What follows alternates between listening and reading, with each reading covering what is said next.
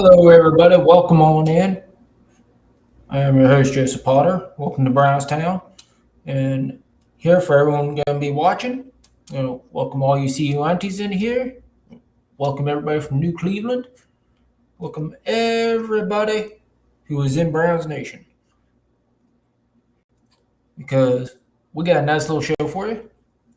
So pull up a stool, get your favorite drink. Today's drink of the day, chai tea. Yes, it's in a green cup, so it doesn't show up very well. But, we will take what we can get. Now, we're going to start off with a little bit of an unfortunate news here. And that is, fortunate injury to Mike Hall Jr. Not sure the exact extent of the injury at this time, but I do know that it was a known contact injury. Non-contact injuries never turn out well. And I also know that we got some guys there in camp. They're going to get those reps.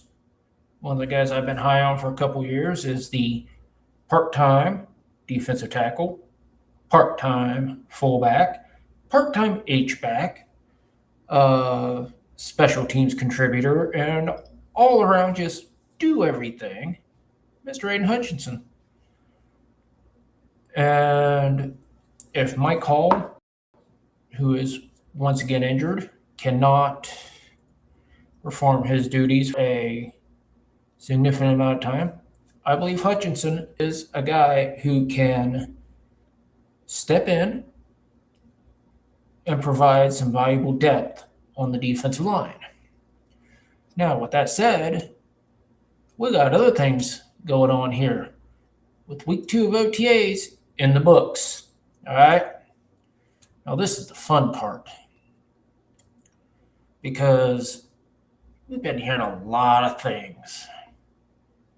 A lot of things. A lot of naughty things. A lot of things that we should not be hearing from the beat writers. And that is agendas. People wanting things to happen.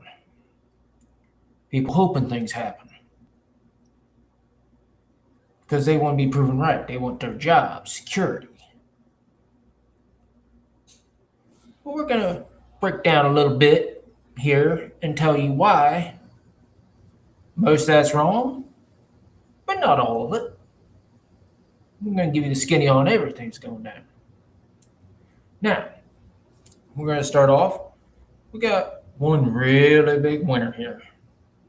And that's a guy I'm hearing might end up securing himself a starting job.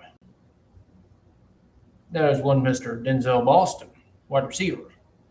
Anybody who watched tapes knows what this is going on there.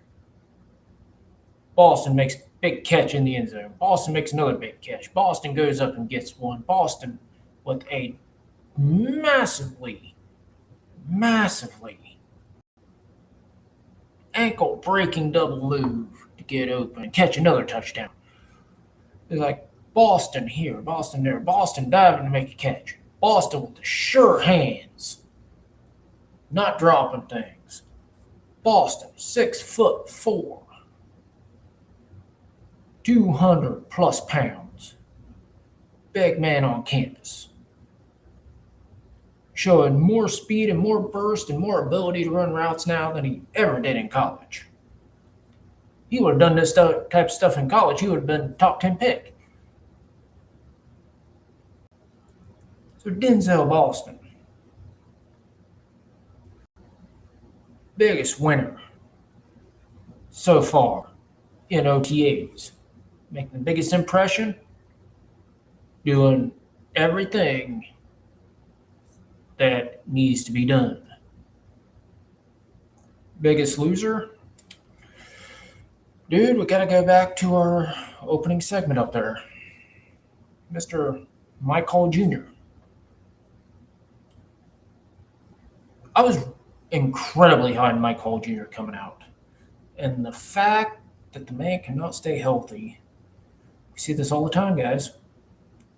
Someone with a ton of potential, a ton of talent, just can't stay healthy. Wish there was more we could do with that. Wish he would stay healthy enough, long enough to develop into the type of guy I believe he can be, which is a top notch pass rusher from the middle. Thankfully, he's still young. We're going into year three, guys.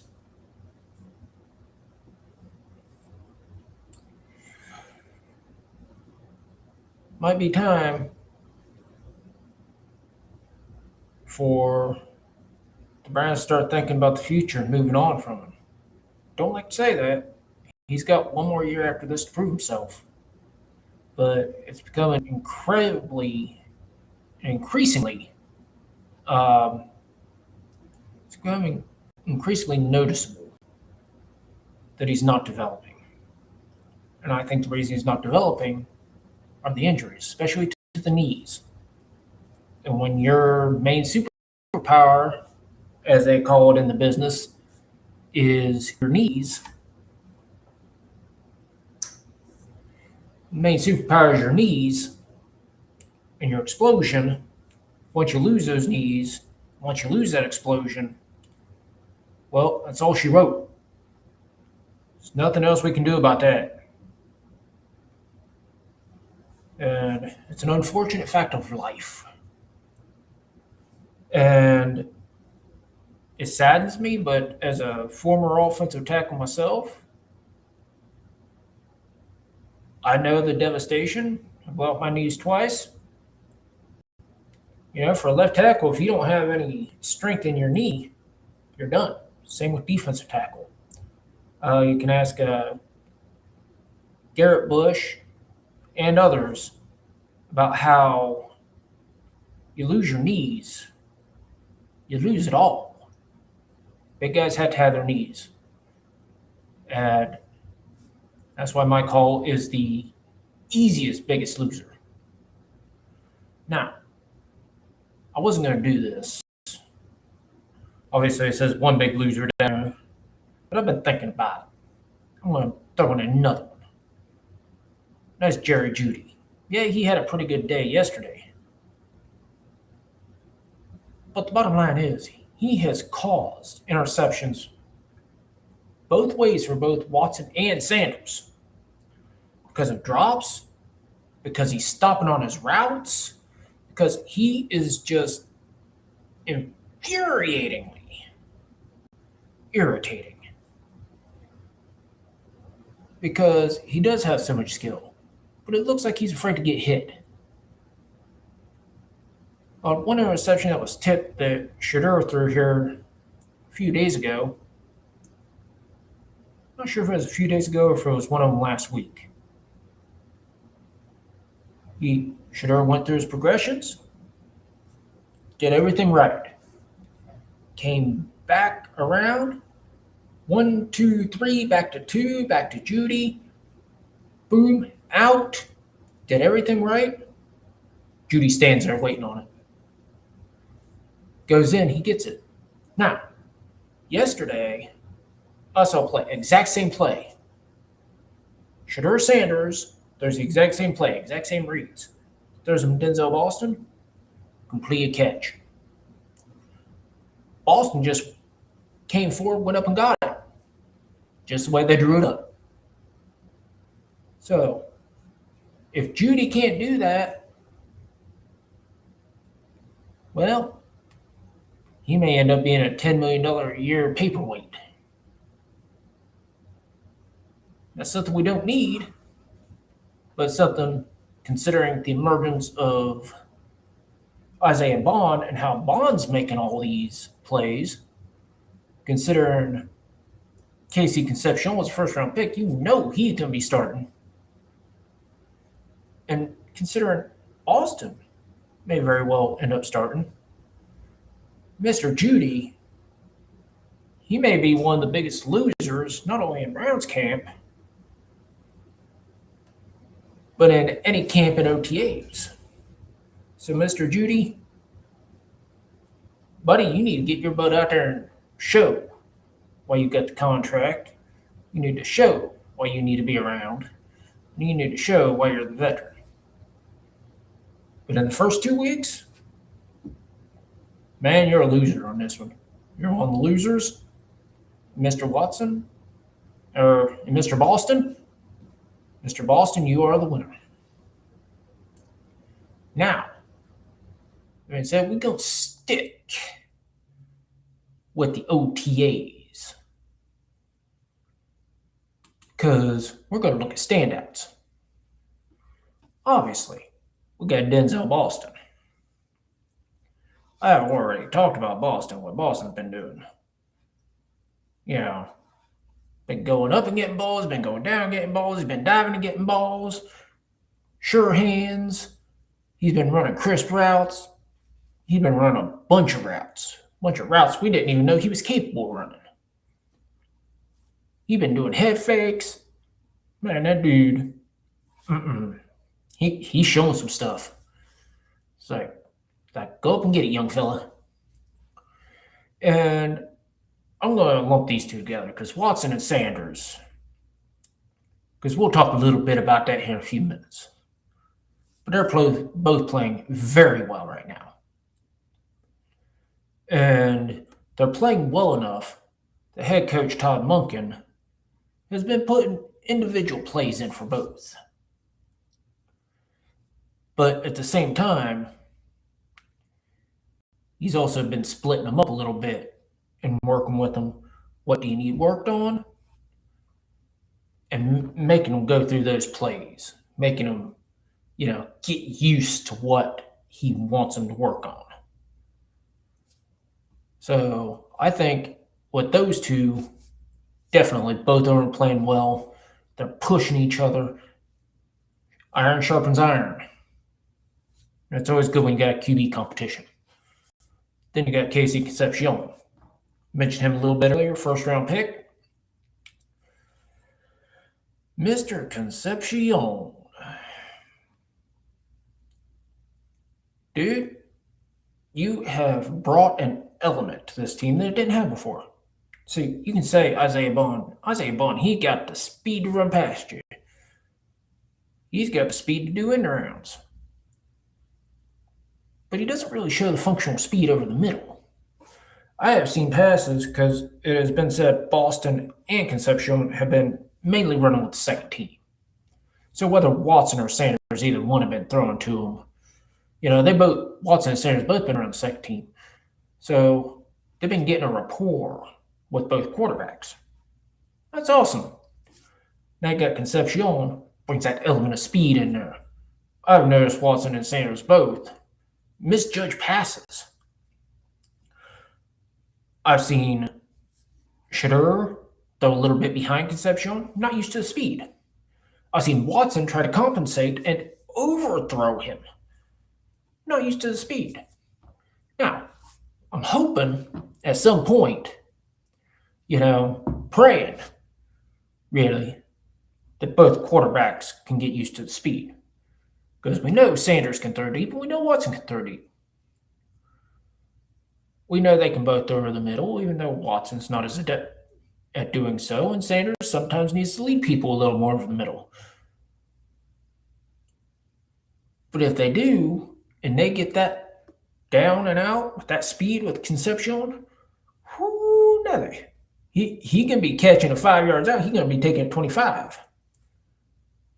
The big problem I've seen with Concepcion, and this doesn't happen every day, but it happens enough.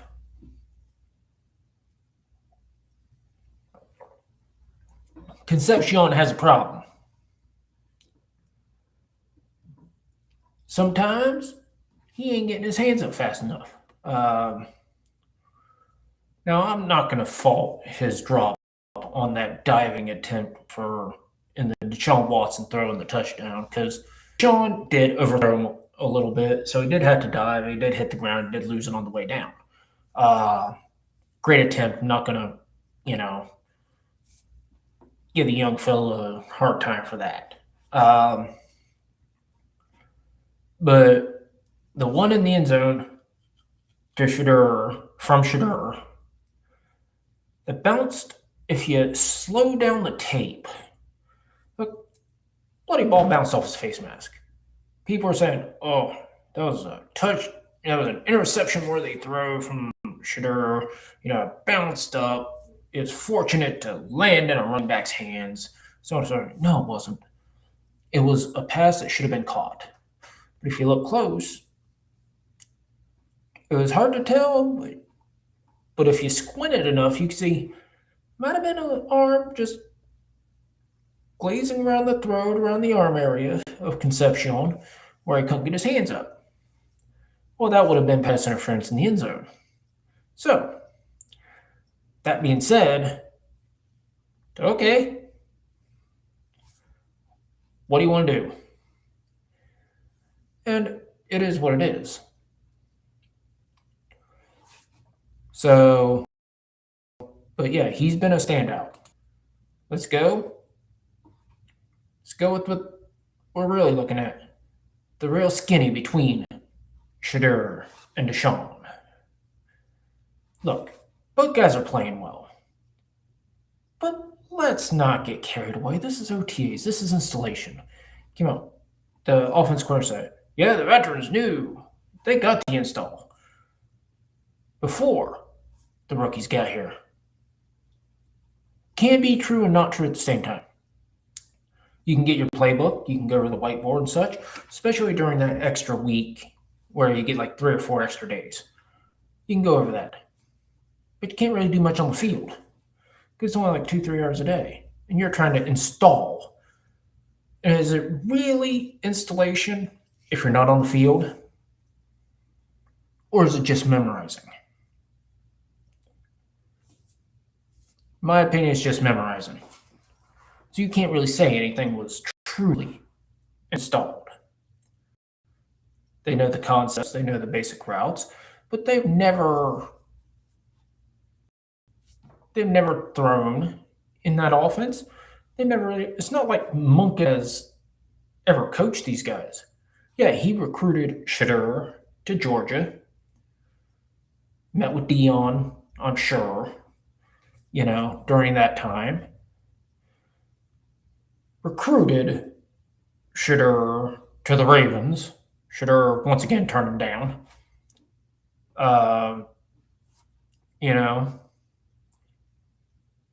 So there is kind of a relationship with Shadur and Monken, but Shadur never got coached by him. Never read his playbook. Never read his playbook with Georgia. Never read his playbook with the Ravens. So, and that's, 6 years ago? Both guys have grown as both coaches and players. So is that really going to make a difference? No. Just means Monken's going to continue to be enthusiastic about coaching him, which he is. But is that going to mean he's going to be a starter? Nope. And then you got Watson. Watson was a top 5 NFL quarterback. I want that to really sink in. He was a top 5 NFL quarterback. So, if he was a top 5 NFL quarterback for about 3 years, it's been 6 years since he was good. But the physical tools don't go away through time. He's still under 30. He would still have those tools. What concerns me about him is he's a practice player. Okay. He looks maybe a little bit better than he did in 2024. We all know what 2024 ended up being. Don't really need to rehash that. But there's a beautiful deep ball. And if I'm seeing it, Monken's seeing it, offensive coordinator's seeing it, the receivers are seeing it. Needs to work on things. One of the things he needs to work on is his how can I put this? He doesn't throw to the pylon particularly well in the air. He doesn't throw to the back end zone particularly well. Just like Sanders needs to work on his over the middle passes. He needs to work on leading people. He needs to work on getting the ball there and doing what needs to be done. So, speaking of which, let's go to the one thing everybody's going to be talking about. Potentially. Me. Oh well, whatever. I can do it again.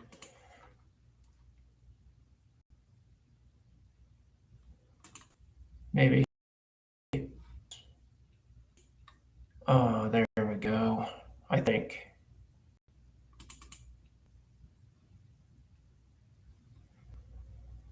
Okay, since this thing is being a little bit of a pain in the butt when it comes to the screen share, I won't go ahead. I'm just going to talk to you about it. Okay. On Wednesday's OTA practice, 11 on 11 drills open to the media. Shadur passed the ball 14 times. Deshaun passed it 17. Shadur had 8 completions. Watson had 11. And this is ESPN Cleveland's stat tracker for those of you listening. That's 3 more passes, 3 more completions. Cool. Completion percentage, Shadur, 57.1. 64.7 for Deshaun. Not sure how they get that. 6-14, 11-17, same basic thought process.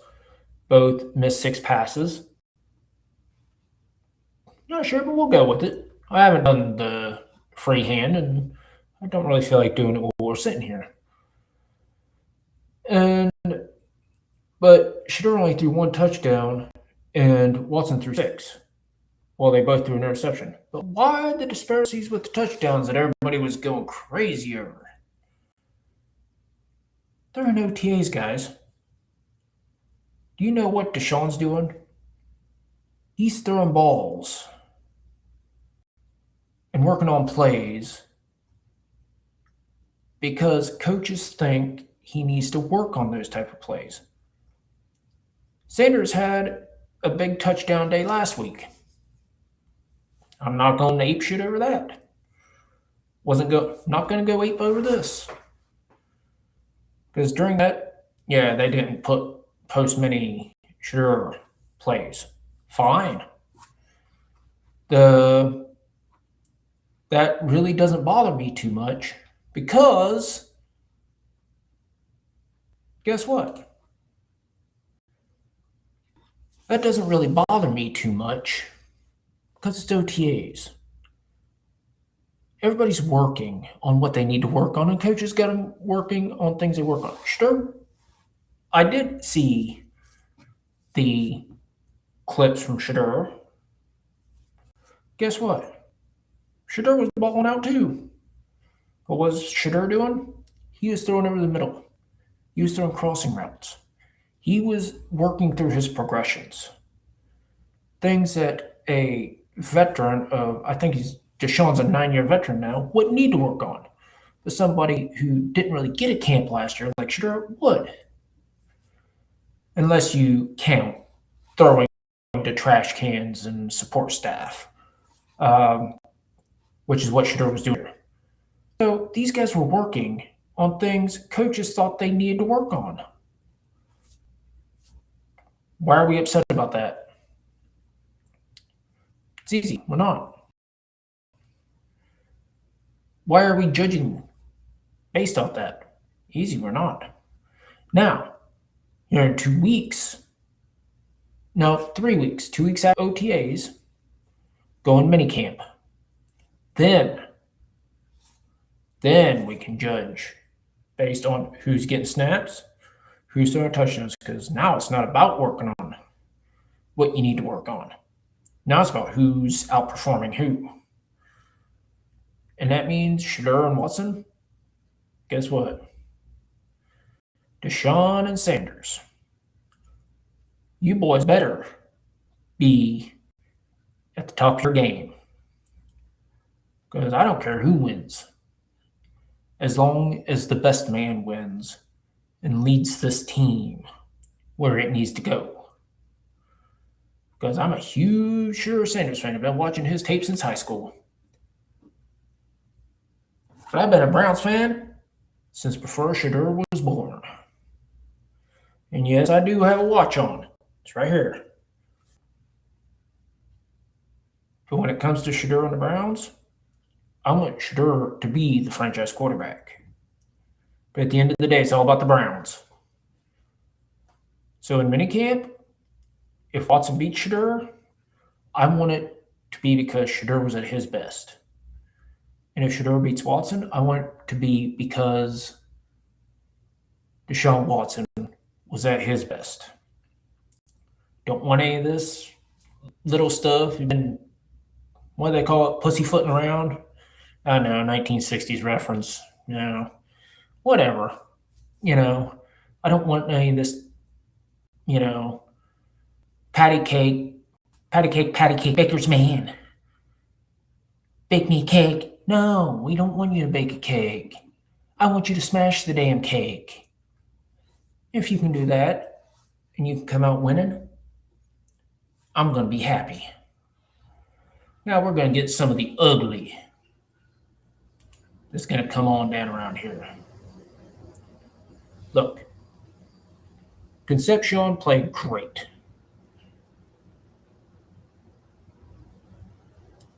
But he had a couple days where he had some drops.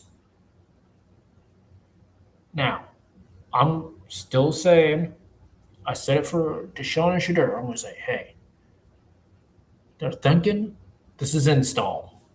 Might be thinking a little too much. That's fine.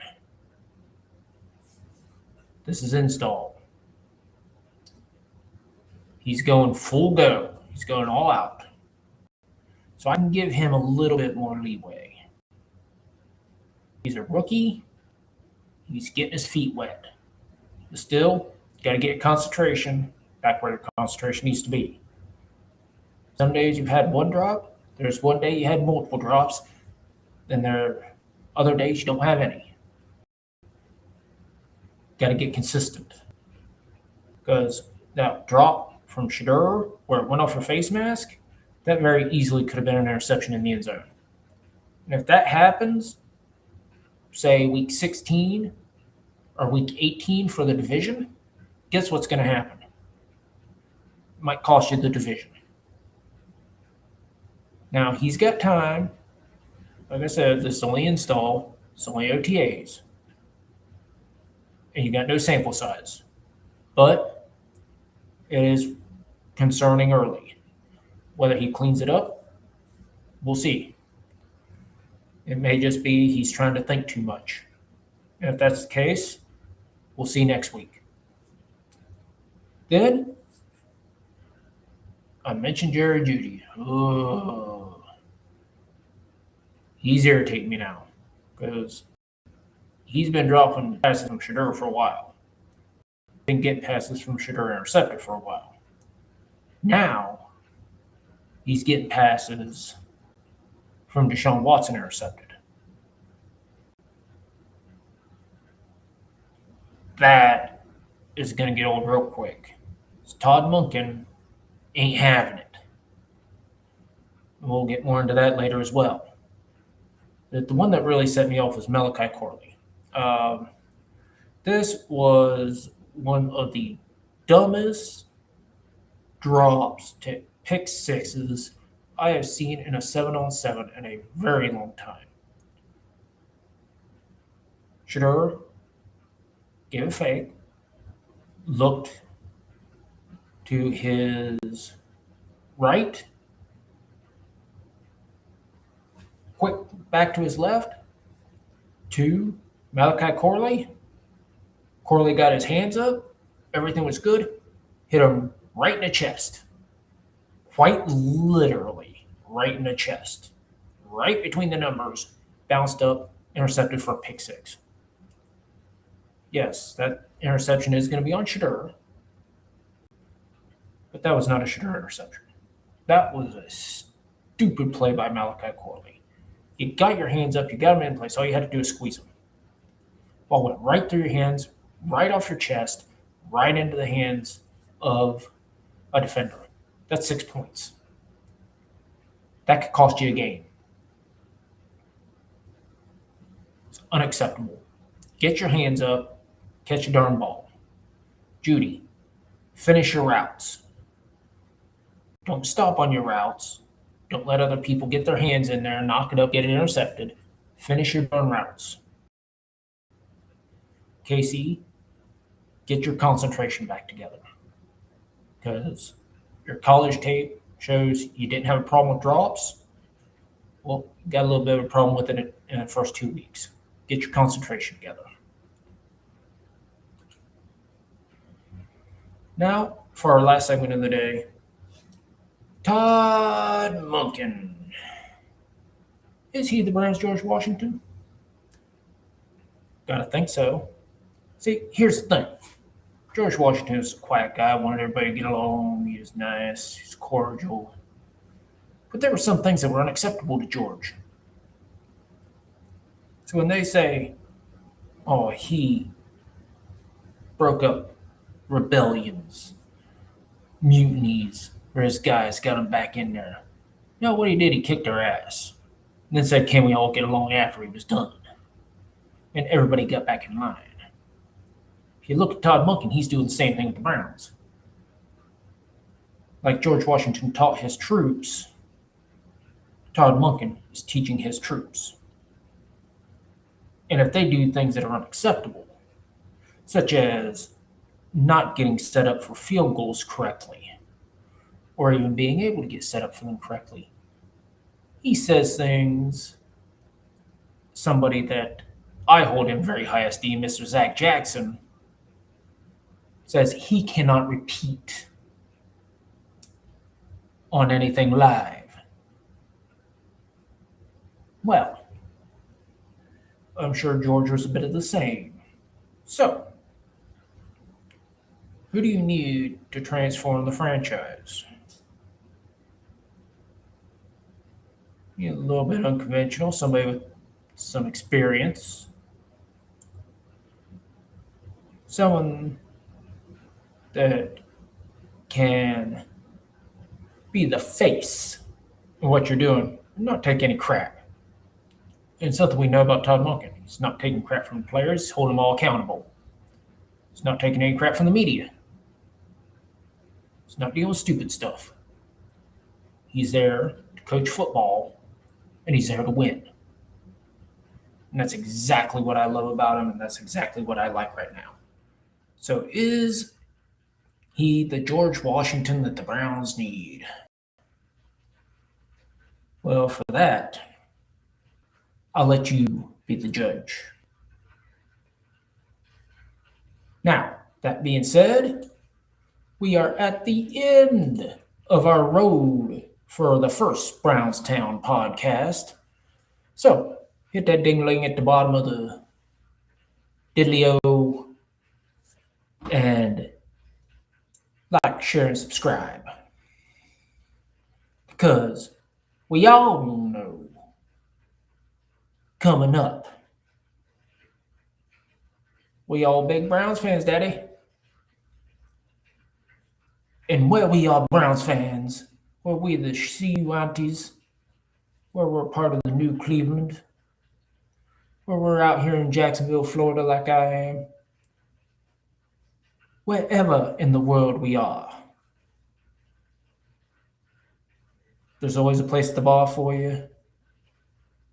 And today's round is on me. I am your host, Joseph Potter. This has been Brownstown on Pub Sports. So, thank you, and have a great rest of your evening. Go Browns.